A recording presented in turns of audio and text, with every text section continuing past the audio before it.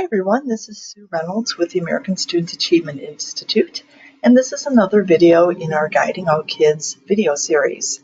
This video will focus on steering team recruitment. So let's begin by reviewing the GAK organizational structure. So our organizational structure starts with one person in your building, and that is the GAK contact person. My guess is that that's probably you. And there's one contact person, and you really have just two jobs. The first one is to convene your steering team, and then the second job is to do workshop registration before each of our workshops. So the steering team is composed of 6 people. Those are the folks that you'll be recruiting, and this video is focusing on how to recruit those 6 members of the steering team. So the task of the steering team is to serve as the process managers. So we'll talk throughout this video on their role and how to best recruit those folks. One of the first things that the steering team will do will be to recruit the GAK council. So the council are really the decision makers. And that's a really important distinction. The steering team is not making any decisions in this process. It's the council that's making the decision. The council is a large group. It consists of all the different stakeholder groups in your school and your community. So the council will consist of, say, parents of your free and reduced lunch students, parents of your college-bound students, parents of your work-bound students, parents of 3rd graders, parents of 6th graders. So lots of different types of parents, different types of teachers. The council, will have a broad representation. And then from the community, we're looking for community organizations. There are specific organizations that we want to see represented on the council. Also, parents, really just all stakeholder groups, any group in your community that's interested in students or any group that's interested in economic development, we want to have represented on your council. So as I said, the council members are decision makers, and there's also on the council a very broad representation of your community's demographics. So if there is a Hispanic population in your community, we'd like to see some Hispanic members on the council. If there are low-income families in your community, we'd like to see some low-income representatives on your council. So again, one of the first tasks that we will work with your steering team on is setting up that council. I just wanted to make especially sure today that you understand 2 things about the council. One is that the demographic makeup of the council will be very broad, and they are the decision makers. So that's the council.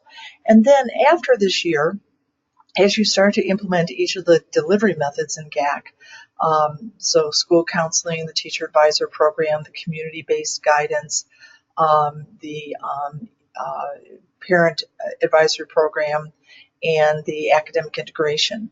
As you start to implement in future years those delivery methods, then we'll be bringing on a person to be the manager of each of those delivery methods. The managers of those delivery methods can also serve on the council, and they can also be steering team members. But later they'll step up and take responsibility for one of the delivery methods. And then finally, next year and the year after, when we are setting up the teacher advisor program, we'll have grade level coordinators. There'll be 1 per grade level, and they will coordinate the teacher advisor program for their grade. I might mention too, when we're talking about the teacher advisor program, there's a million different ways that can roll out in the school. It can be very comprehensive, or it can be slightly comprehensive, or not very comprehensive. So not to worry about that. And again, when we get to that next year, we'll give you lots of different options that your steering team and your council will talk about in terms of initiating the teacher advisor program in your building. But today we're talking about the steering team and recruiting those 6 members. So let's look at what those people are going to do.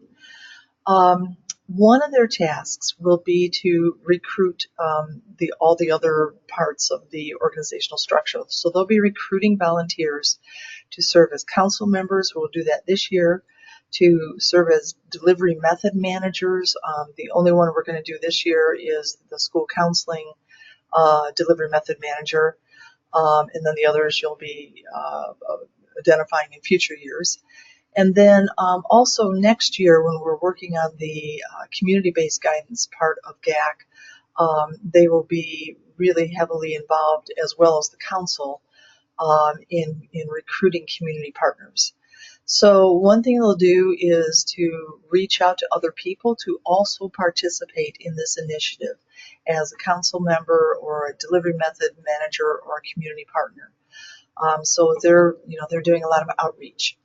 Then the steering team will also collect data.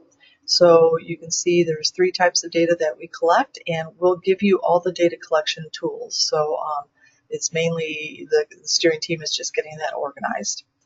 Then the steering team will also facilitate council discussions. In this first year, there are 6 council discussions. They'll facilitate those discussions, and then they'll also build consensus. And again, we'll give you everything you need. The steering team will have sample agendas, PowerPoint presentations, facilitator guides. They'll have consensus building tools. We'll give you everything you need to facilitate those discussions. And then a 4th role of the steering team is to document the school's work. There's 2 ways that will happen. One will be in the Guiding All Kids online system. So, for example, when the council has come to consensus on the program goals, then the steering team will type those goals into the GAK online system. And then the other thing is that we're assuming that if you are working with a funder, that the funder is going to ask you to create progress reports. And as much as possible, we will try to provide you with templates to do that with, but you'll be working to complete those reports. And then the 5th job is just to build goodwill. We're Guiding All Kids is really about creating a new system. And Guiding All Kids, it's really important to realize it's not an add-on activity. It's fundamentally looking at everything that you're doing differently. So we're building a new culture where it's not just the school counselor that's providing guidance for kids, but it's the whole community is accepting that responsibility. And they're working together in a very organized and collaborative manner to provide guidance for all kids and counseling for kids who need it. So, but part of that is involving building goodwill. We'll work with your teams on working with resistance, on team building, on how to introduce new ideas so that they're welcomed. So the steering team will also be paying attention to where's our resistance likely to come from? What are people afraid of losing? What's behind that resistance, and how can we head it off before it happens? So that's something that we'll cover in our training with the steering team. Now, in order to make this run effectively and efficiently, we, at the very first steering team meeting, we will help the steering team delegate responsibilities. So down in red at the bottom of the slide, that's really important. We don't want you, the contact person, to worry about who's going to assume what tasks. That will be a group decision when the steering team meets for the first time. However, as you are recruiting people, you might be thinking, these are the kind of the skill sets we need on the team. So the first one is one point position. Is one person will accept responsibility for just making sure that the whole process is happening smoothly.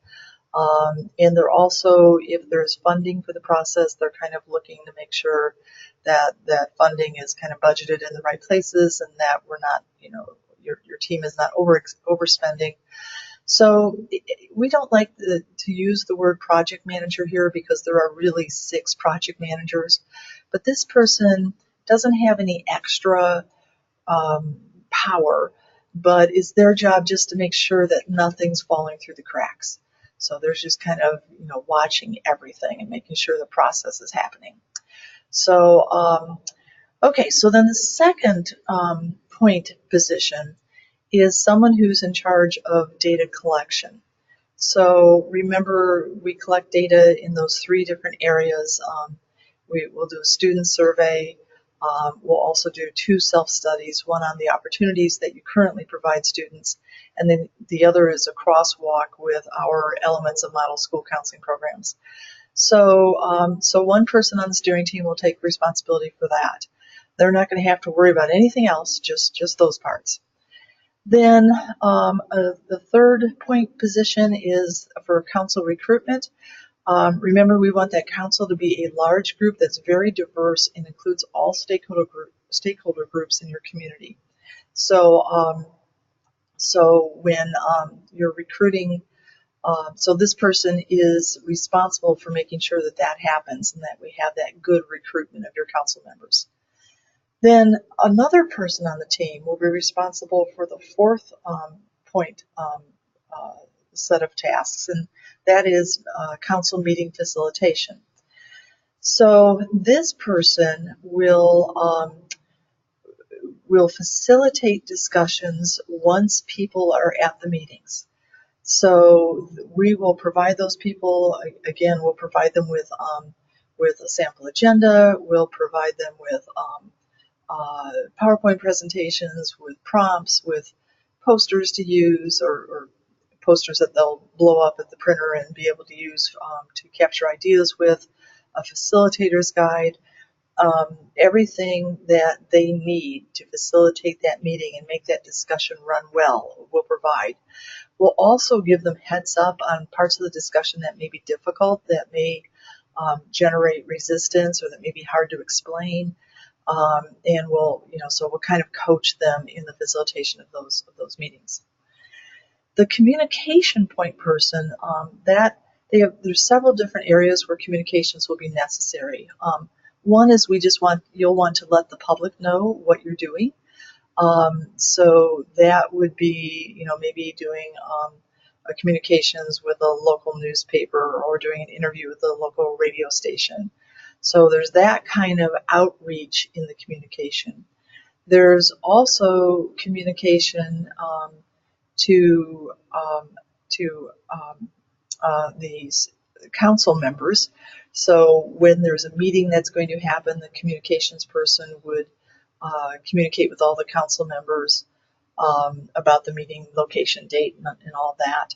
And then after the meeting, the communications person will follow up with a thank you for coming and that kind of stuff. So, and again, we'll provide tools for that. So we'll create a nifty tool where you'll be able to shoot a mass email out to all the council members. And then the other communication is with our organization. So, and predominantly that is on registration counts so that we can get a very accurate meal count to keep our costs down so we can keep our fees to schools down. So there's that communication with us as well. And then the documentation point person, as I mentioned earlier, they'll be documenting things in our online system, and then also documenting things that you may need for your funder. So, okay, so that's the steering team point person. Then the steering team makeup are these 6 people that we'd like on the team. I should mention that we've been doing this kind of work for 20 years. We have used lots of different steering team makeup configurations, and we've been using this one for about 10 years. It works really well for us. Each of these people brings a unique skill set to the table and a unique set of information, knowledge to the table. So let's just walk through them real quickly. Excuse me. Okay, so your principal, the principal has the ability to allocate some resources, especially the resource of time at your faculty meetings or if you have professional learning communities, time, that's allocated there. So, and then also the principal is at a lot of meetings that the steering team isn't at. And so it's really key that the principal is involved in a very integral way, so that principal can do outreach for this initiative when he or she is at different meetings. So principal is really key. A licensed school counselor, of course, their background is in student guidance, academic, career, and personal social guidance, where we're teaching students. And then also in counseling, where we're helping students overcome a personal or social issue that's interfering with their learning. So counselors also have training in group facilitation. And so with that knowledge and those skills, they're a very important member of your team. Two teachers, a math teacher and then another teacher. The teachers on the team are really important because later, if you think about it, two of the delivery methods are teacher focused. One is the teacher advisor program, and then the other is the academic integration. So we'd like at least two teachers to be involved from the get-go on this, from the very beginning, so that by the time we get to initiating those delivery methods, we have two teachers that have really been involved in designing this whole initiative, so that hopefully they will agree to step up as those delivery method managers. They don't have to, but our experience has been that when we get teachers involved from the get-go, they will be interested in doing one of those things.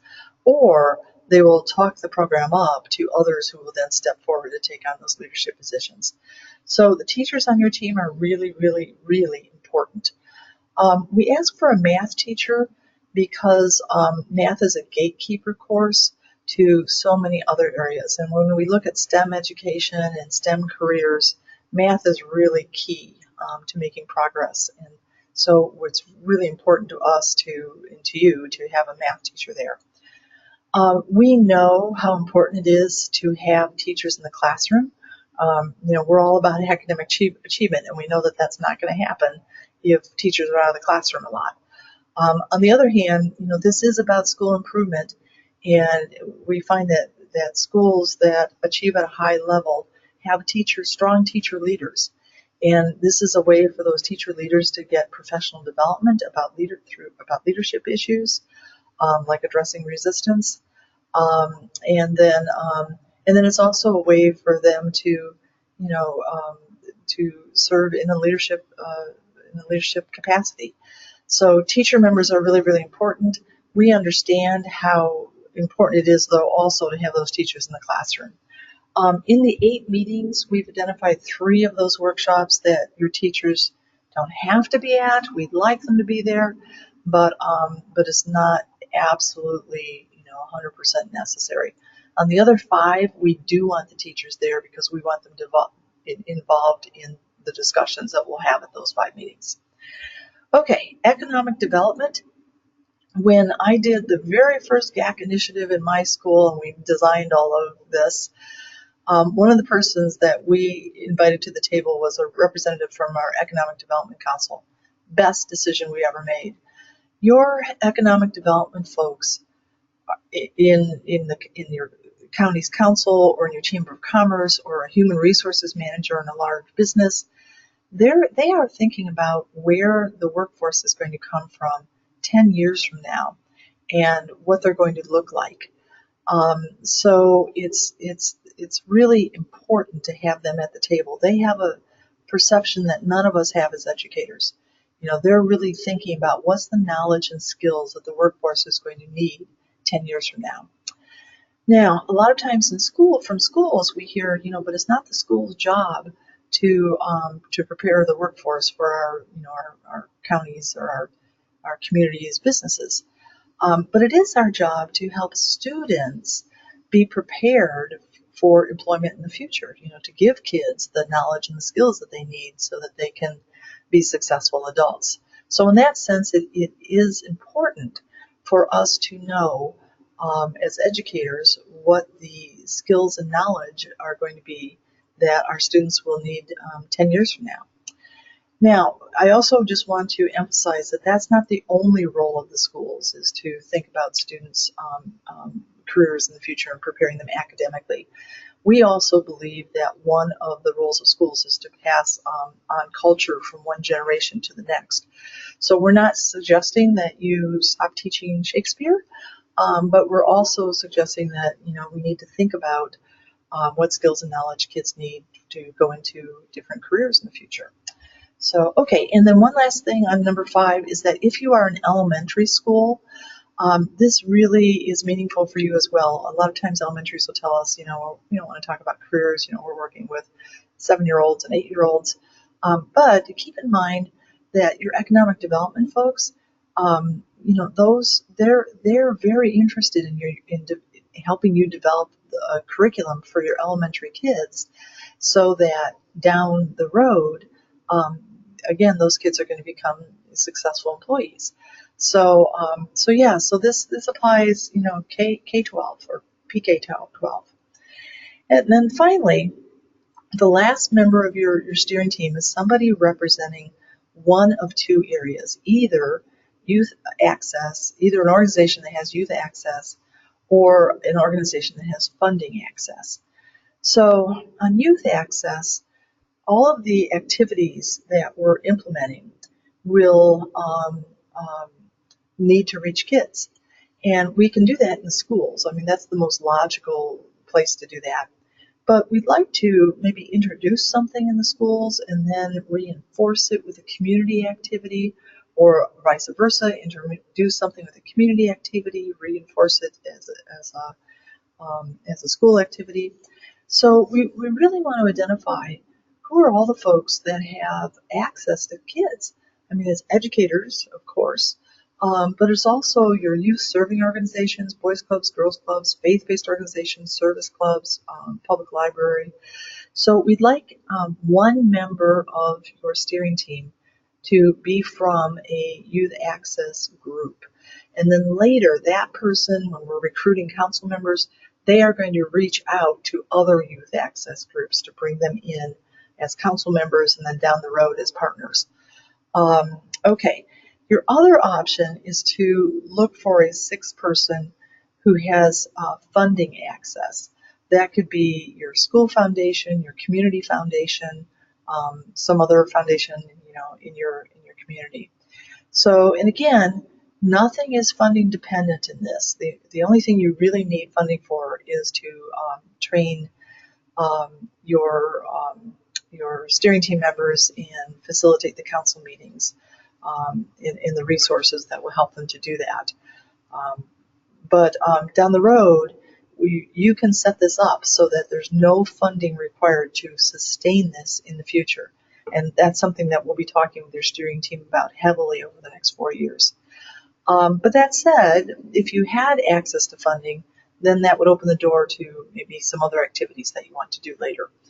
So, okay, another possibility would be to have both of those people, to expand your steering team to 7, have both a youth access and a funding access person on your team. We weren't sure that there would be enough foundation people to serve on all of the steering teams in a community where there's a lot of schools doing GAK. So we decided to make this one an optional situation. But if you'd like to have 7 people on your steering team, including someone from youth access and funding access, talk to us about doing that, and we can try to set that up for you. Okay, so that's the steering team makeup. Now, here's the qualities you're looking for, and this is critical. Your steering team, above all else, need to be good worker bees, people that are responsible, that do work well, and that turn things in on time. That is the key to this, above all else. So keep in mind that later you're going to have this larger group, the GAK Council, that are bringing lots of diversity to the table, lots of different perspectives to the table. So we don't need to, and they are the decision makers.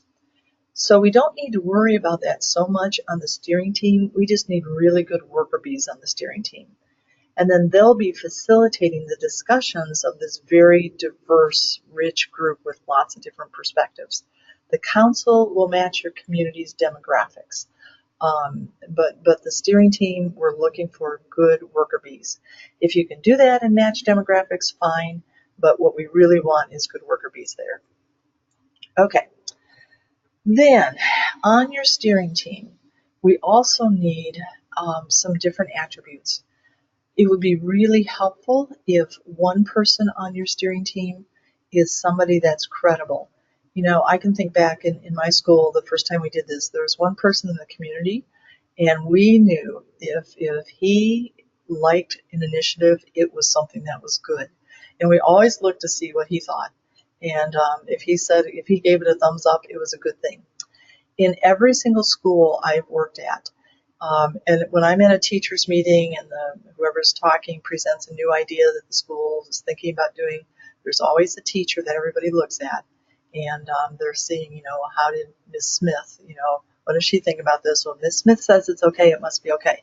So who is that person? And if that person is also a worker bee, that would be a great person to get on your team. So another one is somebody who has just natural leadership skills. They may not have a title. They may not, be in an official leadership position, but they're really good at leading.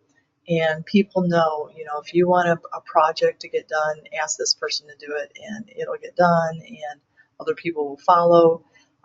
It's just a natural leader. The third one is kind of unique. We hope that everybody in your steering team completes their tasks well and on time. So if that happens, everything's running smoothly. But if one of your steering team members, let's say the person that's responsible for data collection, doesn't follow through on their work, then that means that other steering team members are going to have to pick that up, and then we start to get people that are overwhelmed. So we need someone on your steering team that just has the skill of holding people accountable in a nice way. Someone who can, confront someone in a nice way and say, this is not working for our team when you don't follow through on your tasks. So we hope that doesn't happen. But if so, who's that person who's good at holding people accountable?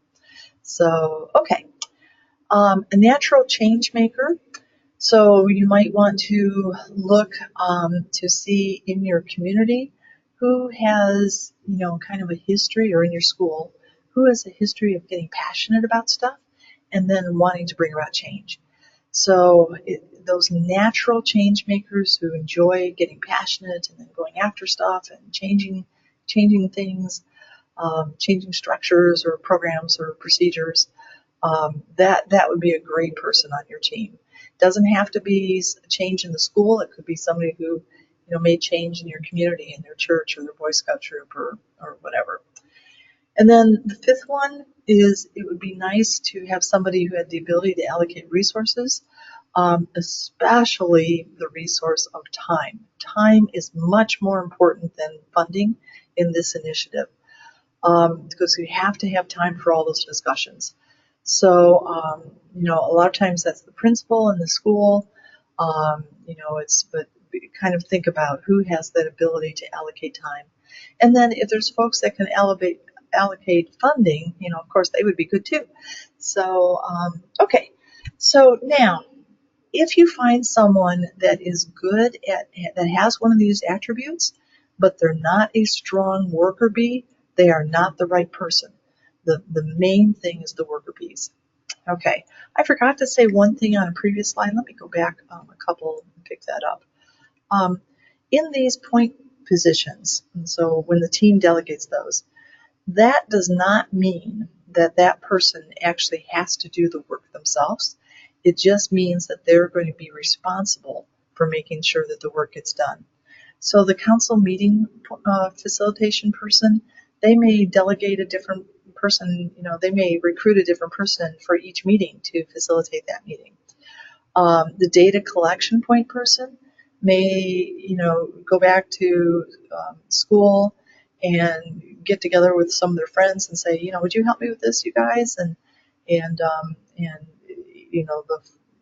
there's 4 grades in the school and there's 4 friends. They could each take responsibility for doing a survey with 1 grade level. So there's lots of different places. On council recruitment, we'll give you time at your meeting to kind of delegate tasks there, but that person will be facilitating that part of the discussion at our workshop, where they'll be saying to the rest of the team, okay, who are we going to recruit, and we need each of us to recruit 6 people, and who can recruit whom for our council.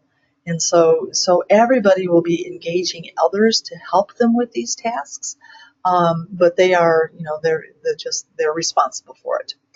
Okay, going forward, we talked about. Okay, so now the question is, when you're recruiting these people, I think for your steering team, I think it helps to understand why they might be interested, what's in it for them. So let's look at each type of person really quickly. Your economic development representative on your steering team. GAK will be incredibly valuable to them because it gives them a chance to impact the quality of your community's human resources in the future.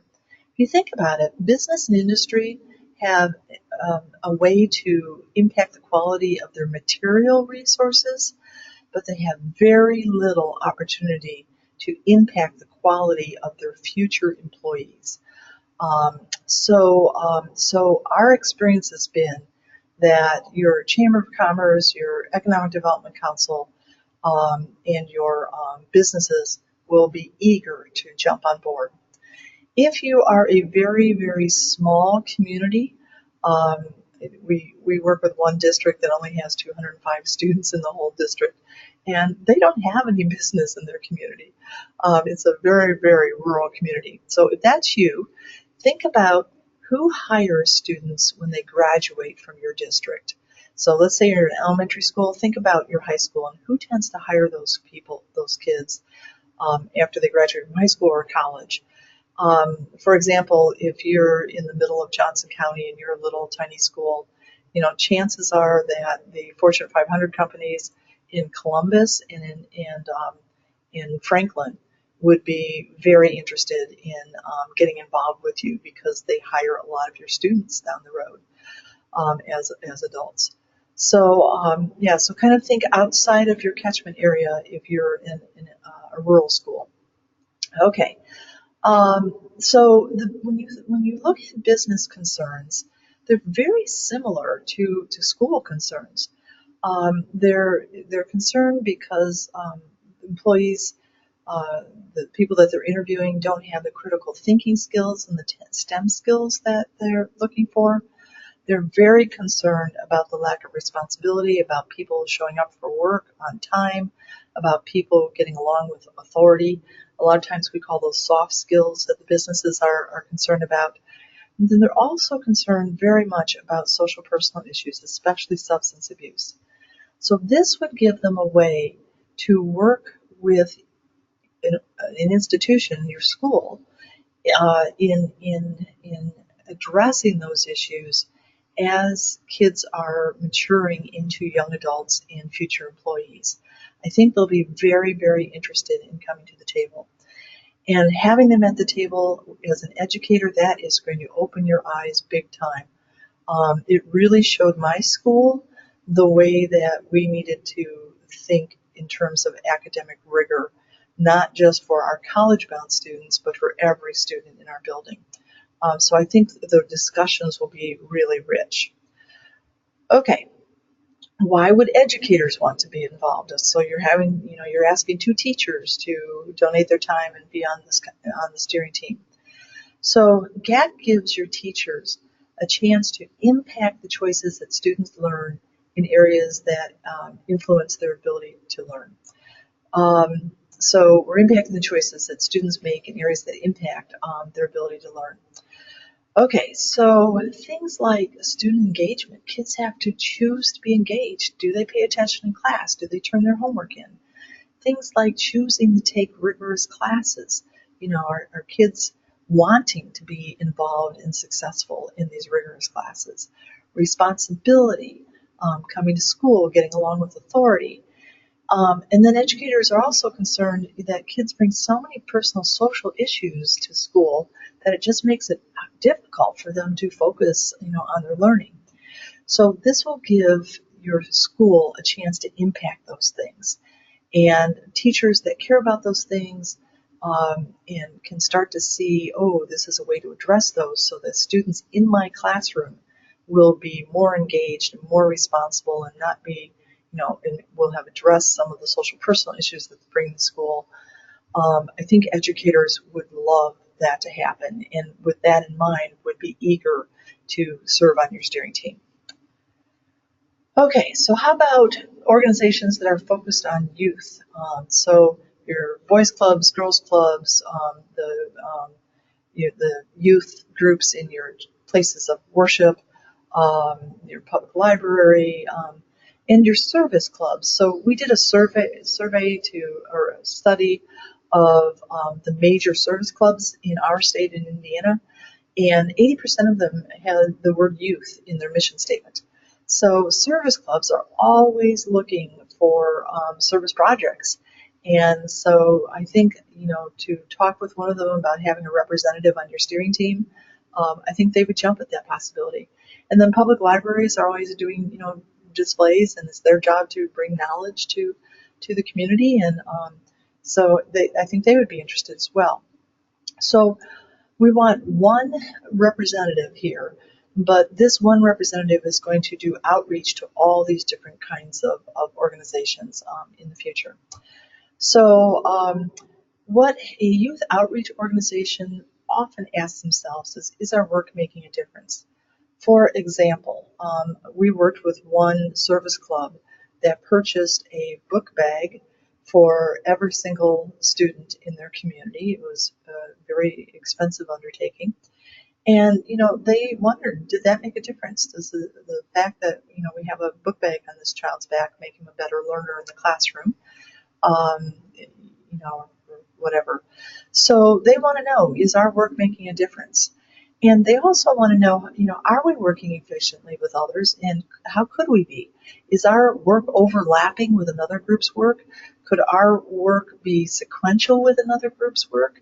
So I think with that in mind, it really increases the bang for the buck, be it a time buck or a money buck. It really increases the impact, the leverage of your organizations, your community organizations. So I think they'll be very willing to come to the table as well. And your foundations, I think they also, from our experience, they will be eager to jump on board.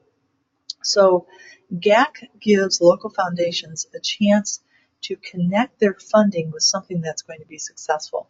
And it will be successful because it's coordinated well, it's data-driven, it's a community initiative, it's going to have a very strong organizational structure, and there's high accountability with this because it is data-driven. So community organization or local foundations are often looking for that type of initiative to support. Now, they can support you in a number of ways. They can just provide funding for you, or they can connect you with other people that are looking for a home for their money. And again, to be a foundation, to be able to say to a funder, oh gosh, there's this initiative in our community that is comprehensive, it's well organized, it's really going to change what the choices that kids make in our community, and it holds high promise for being successful. Community foundations would love to be able to say that to their funders. So the other thing with community foundations, while they would love to be involved in actually facilitating the good work, they have a very, very small staff in most cases. A lot of community foundations are 2 people. So they love to hook up with initiatives that are well coordinated and bringing lots of folks to the table in a very coordinated way. So it's really a win-win for them. So their concerns are, our funds that we provide well spent, And do we have the capacity to do this work, in this initiative?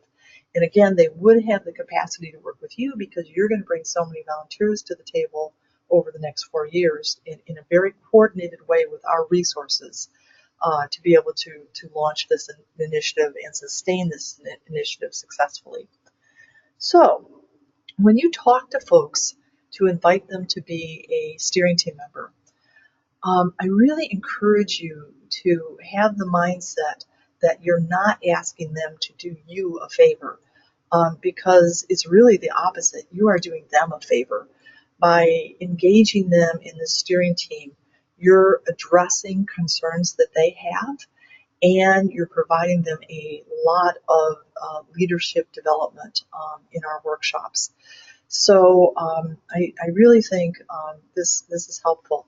And if you think about it, in this video, I'm reaching out to you as the contact person for your school to do some extra work. You have to convene this steering team, and but I don't even feel bad about that because I feel like I'm doing something for you. I'm giving you the opportunity to be involved in some really sound leadership development. I'm giving you the opportunity to launch an initiative in your community, in your school catchment area, that is just going to be dynamite, that's going to coordinate a lot of people, and is going to impact achievement because it's going to help students make better choices in areas that we know impact learning. So, that's, so I come, not feeling like I'm asking you to do me a favor. And I hope that's the same approach that you'll feel and think of when you're asking people to serve on the steering team. You're helping them. So, okay. So that's it. I just want to close with inviting you, as you're recruiting your steering team members, to contact me. Down the road at our first workshop, your team will be assigned another person on our staff, one of our team members, to serve as your strategic planning specialist. And we'll talk at the workshop about all the services that will be provided for you by that person. But between now and then, I'm your point person.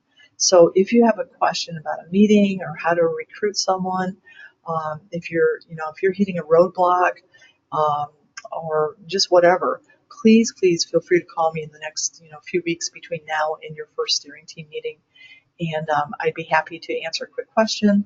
Or if you'd like to have a longer consultation, we can set up a time to sit down and really talk. So, but right now your job is fairly easy. I think it's just find 6 worker bees that will come to the table to be part of your steering team. And again, remember the biggest factor is getting people that are responsible, that will have a history of completing tasks, doing work well, and turning things in on time. So, okay, that sounds good. So, again, feel free to contact me. My contact information is on the screen, and then we'll go from there. And I look forward to meeting you all at our first steering team meeting. Thanks, everyone.